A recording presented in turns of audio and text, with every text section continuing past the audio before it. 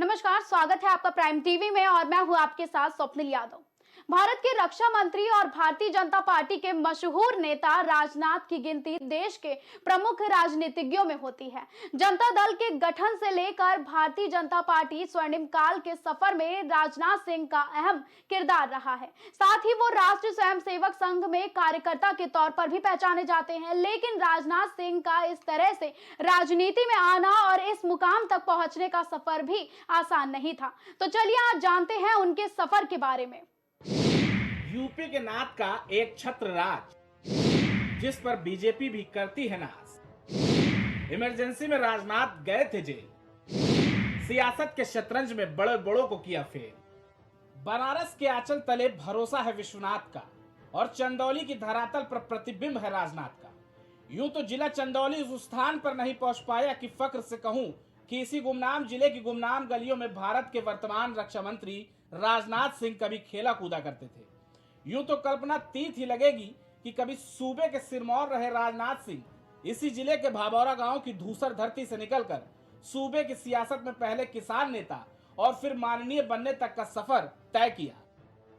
संघ के साथ का सफर तो 13 वर्ष की उम्र में ही शुरू हो गया था, और सफर भी ऐसा जिसने राजनाथ के सियासी सफर को सफल कर दिया। इमरजेंसी के दौरान जब गोरखपुर विश्वविद्यालय से उत्तीर्ण भौतिकी का वो मास्टर जब मिर्जापुर के गलियारों में राजनीतिक पार्टी का आगाज करने लगा, तो इमरजेंसी के दौरान उसे जेल भी जाना पड़ा। इसी दौरान एक ज्योतिष कैदी ने 24 साल के राजनाथ की हस्तरेखाओं के आधार पर कुछ ऐसा कहा जो लफ्ज दर लफ्ज मुकम्मल हुआ।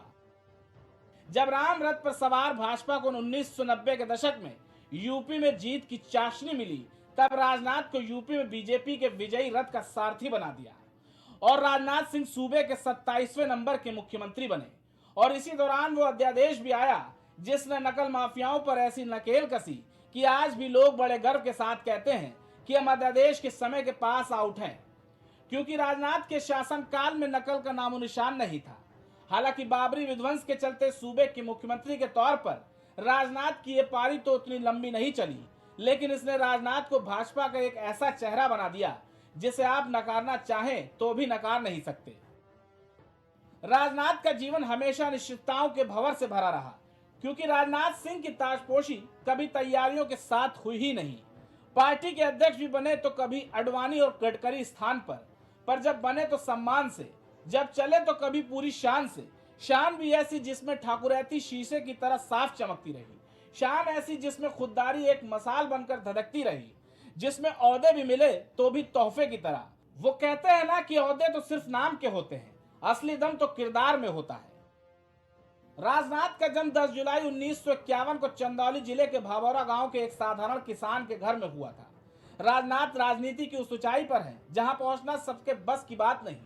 बीजेपी के राष्ट्रीय अध्यक्ष से लेकर केंद्र की राजनीति तक पहुंचे राजनाथ का सियासी कद काफी बड़ा है। राजनाथ सिंह सिर्फ 13 साल की उम्र में ही संघ से जुड़ गए थे। संघ की मिर्जापुर इकाई में सचिव बने। उन्होंने सक्रिय राजनीति में एंट्री भी ली। एक साल बाद ही जनसंघ के जिलाध्यक्ष के रूप में नियुक्त हुए। जब राजनाथ सिंह जनसंघ की मिर्जापुर इकाई का जिलाध्यक्ष नियुक्त किए गए, तब उनकी उम्र महज 24 साल ही थी। ये वही दौर था जब देश में तत्कालीन प्रधानमंत्री इंदिरा गांधी की सरकार की नीतियों का विरोध हो रहा था और जेपी आंदोलन की चर्चा चारों ओर थी। इसी दौरान राजनाथ जयप्रकाश नारायण के विचारों से प्रभावित होकर इस मूवमेंट से जुड़ गए। जब देश में आपातकाल लगा तो उन्हें अरेस्ट कर लिया गया। 2 साल तक वे जेल में रहे। जब बाहर निकले तो 26 साल की उम्र में 1977 में विधायक चुने गए। 1980 के दशक की बात है, तब राजनाथ सिंह ने भारतीय जनता पार्टी को ज्वाइन किया और उन्हें यूपी विधान परिषद के लिए चुना गया और साल 1991 में यूपी के कल्याण सिंह सरकार में शिक्षा मंत्री भी बनाए गए। जब राजनाथ सिंह शिक्षा मंत्री बनाए गए तो उन्होंने यूपी के शिक्षा की तस्वीर बदल दी। तब नकल के लिए बदनाम परीक्षा में वो नकलची छात्रों को क्लास में ही गिरफ्तार करवा देते थे। इस पद पर वो 2 साल तक रहे और 1992 का एंटी कॉपिंग एक्ट पेश किया, जिससे नकल करना गैर जमानती अपराध हो गया। हालांकि बाद में जब मुलायम सिंह यादव की सरकार बनी तो इस अधिनियम को रद्द कर दिया गया। साल 1994 में राजनाथ सिंह राज्यसभा के लिए चुने गए और साल 1997 में यूपी में बीजेपी के प्रदेश अध्यक्ष भी बने। 1999 में केंद्र में अटल बिहारी की सरकार में कैबिनेट मंत्री बनाए गए। फिर साल 2000 में राजनाथ सिंह को उत्तर प्रदेश का मुख्यमंत्री भी बनाया गया। अपने कार्यकाल में उन्होंने सरकारी नौकरियों में आरक्षण संरचना को युक्ति संगत बनाने पर फोकस किया। उन्होंने राज्य के लॉ एंड ऑर्डर को सुधारने पर जोर दिया। 2 साल बाद 2002 में उन्हें मुख्यमंत्री पद से इस्तीफा देना पड़ा और राज्य में राष्ट्रपति शासन लगा दिया गया। इसके बाद 2003 में उन्हें वाजपेयी सरकार में केंद्रीय कृषि और खाद्य प्रसंस्करण मंत्री भी बनाया गया। साल 2005 में राजनाथ सिंह का कद उस वक्त काफी बढ़ गया जब उन्हें भाजपा का राष्ट्रीय अध्यक्ष बनाया गया। इस दौरान उन्होंने हिंदुत्व की विचारधाराओं पर पार्टी को मजबूत करने के लिए काम किया। अपने कार्यकाल में ही जिन्ना की तारीफ और नेहरू का अपमान करने पर उन्होंने जसवंत सिंह को पार्टी से निलंबित कर दिया। 2009 के आम चुनाव में एनडीए की हार हुई तो उन्होंने पद से इस्तीफा दे दिया और गाजियाबाद से सांसद चुने गए। 24 जनवरी 2013 की बात है। भ्रष्टाचार के आरोपों में घिरे जब नितिन गडकरी ने इस्तीफा दिया तो राजनाथ सिंह के हाथ फिर से बीजेपी की कमान आ गई। उन्हें राष्ट्रीय अध्यक्ष बनाया गया।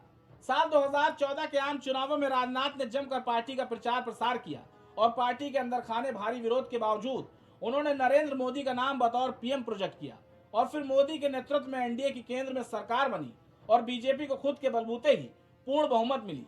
भाजपा की प्रचंड जीत हुई। नरेंद्र मोदी देश के प्रधानमंत्री बने तो राजनाथ सिंह को सरकार में दूसरा नंबर मिला, यानी उन्हें केंद्रीय गृह मंत्री बनाया गया। इसके बाद उन्होंने राष्ट्रीय अध्यक्ष पद से इस्तीफा दे दिया। उसके 5 साल बाद जब केंद्र में एनडीए दोबारा सत्ता में आई तो 31 मई 2019 को राजनाथ सिंह को केंद्रीय रक्षा मंत्री के रूप में नियुक्त किया गया। राजनाथ सिंह कई बार बीजेपी के संकट मोचक बने और सरकार बनाने में मदद की।